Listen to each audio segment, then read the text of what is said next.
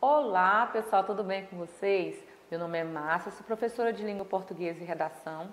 Gostaria de iniciar essa videoaula compartilhando com vocês um versículo bíblico que diz: meu mandamento é este, amem uns aos outros como eu amo vocês. Esse versículo bíblico está lá no livro de João, capítulo 15, versículo 12. Desejo a vocês uma aula abençoada e muito produtiva. Bom, pessoal, a videoaula de hoje é referente à disciplina de língua portuguesa.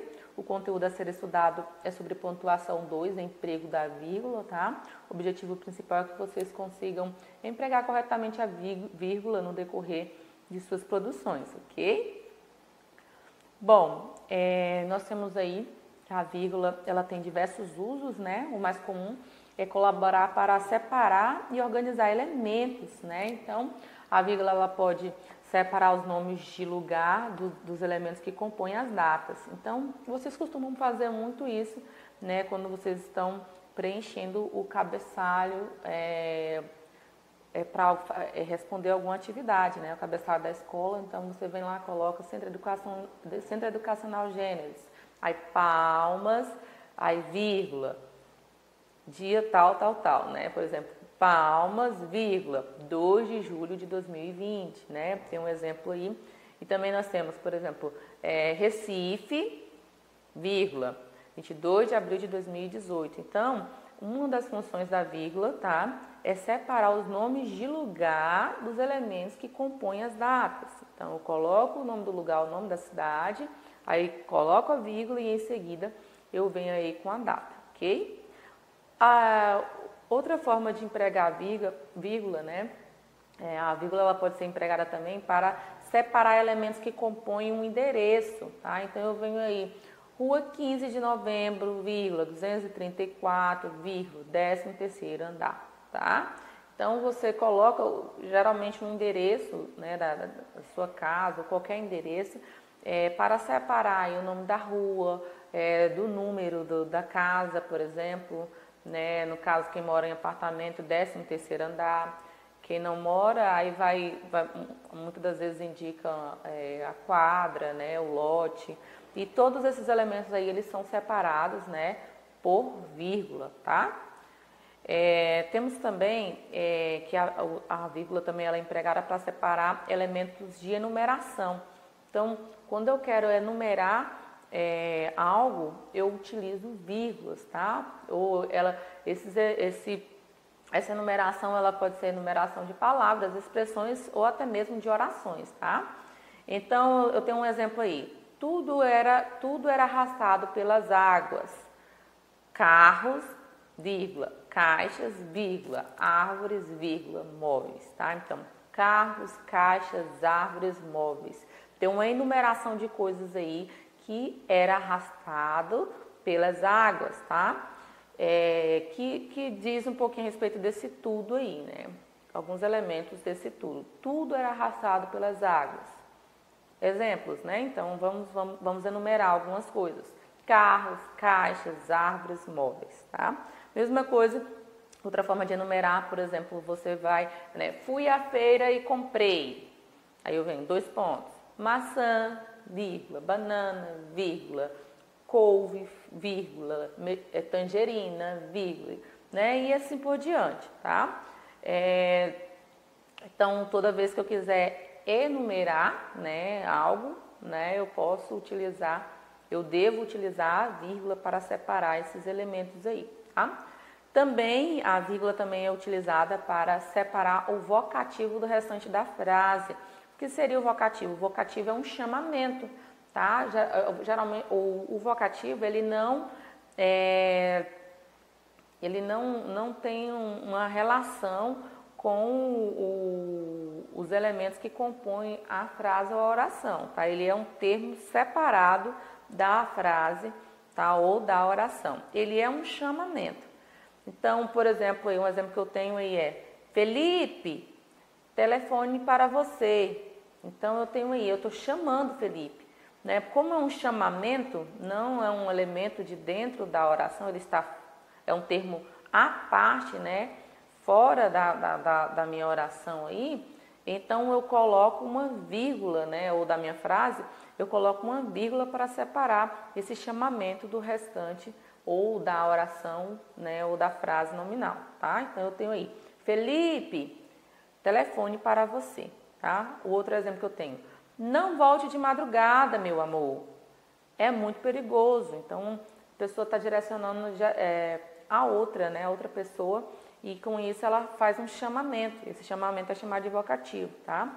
O outro exemplo que nós temos aí, ei pessoal, vamos almoçar?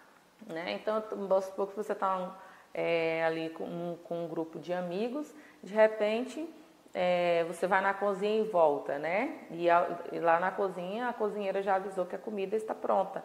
Então você chega naquele grupo ali e fala, ei pessoal, vamos almoçar? Esse pessoal aí é um chamamento, está chamando, então é vocativo. E por ser vocativo, ele vai estar entre vírgulas, tá? Então, quando o vocativo ele vem no início da frase, ou da frase nominal ou de uma oração, né, uma frase verbal, eu utilizo uma única vírgula após esse vocativo, né? Quando o vocativo vier no início. Agora, quando o vocativo ele vier no meio da frase ou da oração, eu vou fazer o quê? Eu vou colocar esse vocativo entre vírgulas, tá? Então, a vírgula vem antes e vem após esse vocativo, tá? Também utilizamos a vírgula, né, para separar o aposto do restante da frase. O aposto é uma palavra ou uma expressão que se relaciona com um substantivo ou com um pronome, tá? Então, por exemplo, eu tenho aí, Carlos, amigo de Fabiana, chegou. Então, Carlos aí eu tenho um substantivo próprio, Carlos, né? Quem é esse Carlos?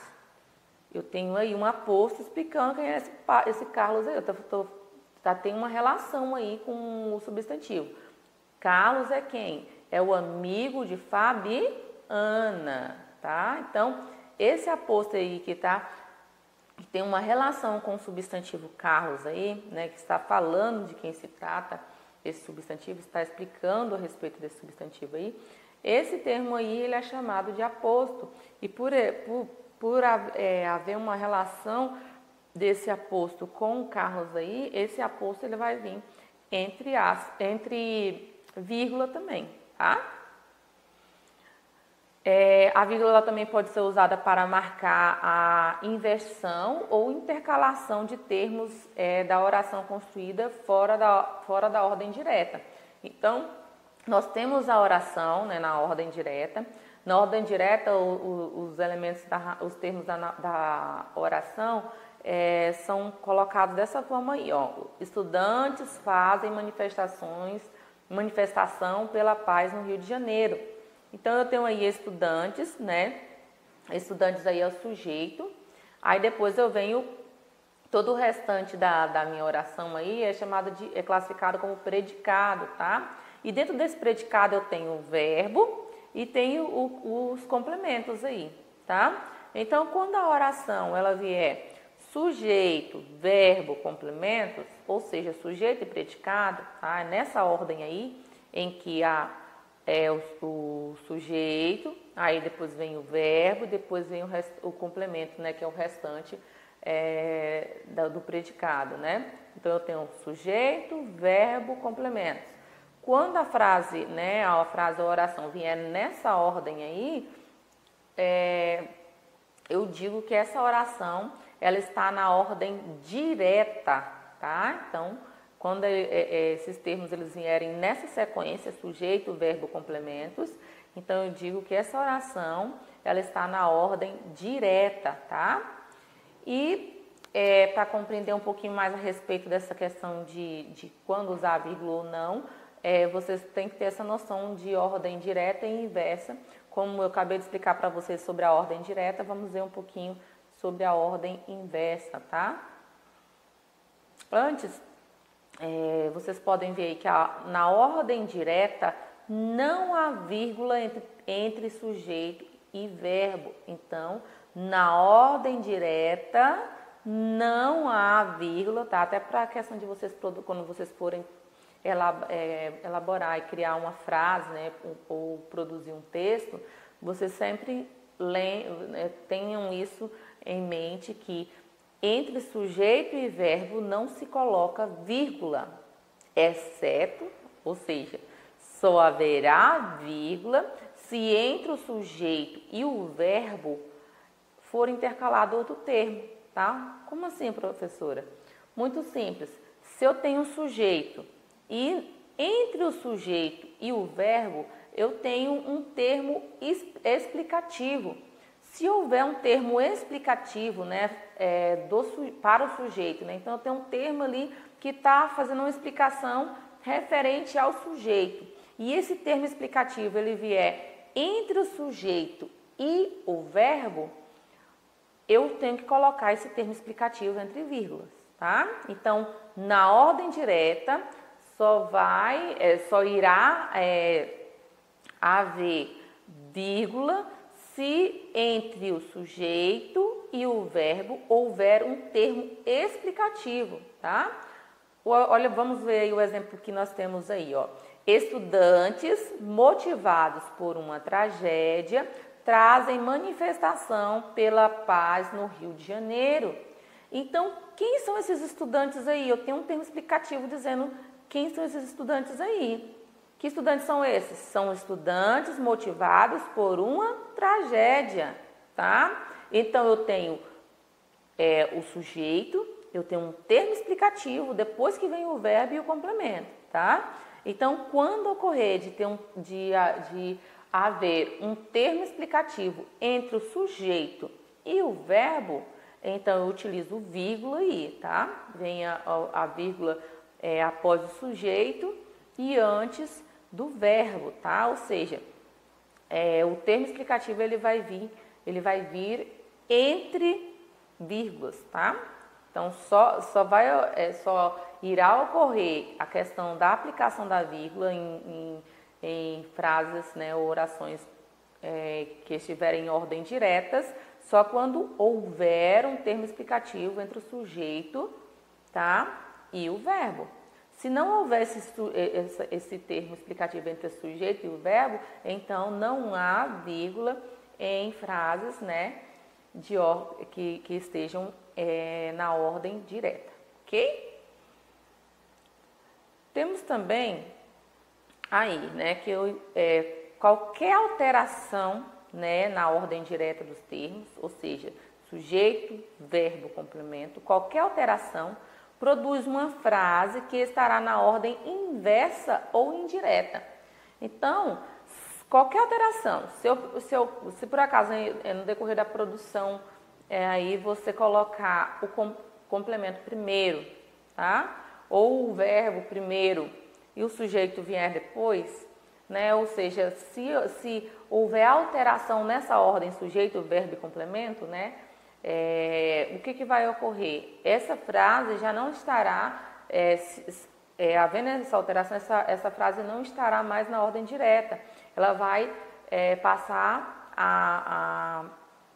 ela estará, né, na ordem inversa ou indireta, tá? Nós temos um exemplo aí, a mesma frase, a mesma oração, agora na ordem inversa, tá? Eu tenho aí, no Rio de Janeiro, né, que é uma adjunta adverbial de lugar, fazem manifestações pela paz estudantes. Então, eu tenho aí o adjunto adverbial de lugar, aí eu tenho o verbo, aí eu tenho o complemento e só após o complemento eu tenho o sujeito.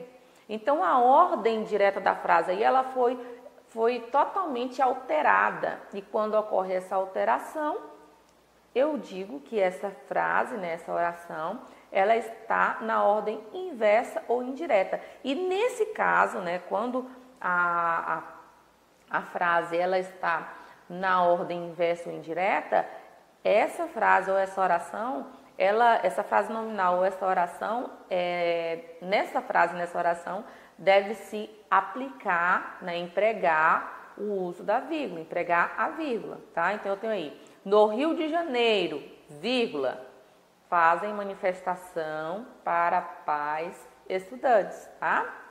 Ok? Então, nesse caso aí, o adjunto adverbial ele foi antecipado e o sujeito foi pós-posto ao verbo, ou seja, o adjunto adverbial de lugar, ele veio antes, tá, do verbo, e o sujeito ele veio após o verbo, né? E após o verbo e após o complemento verbal também, tá? Então, por haver toda essa alteração aí, eu utilizo a vírgula, tá? Nessa oração ou nessa frase ou em frases nominais, ok?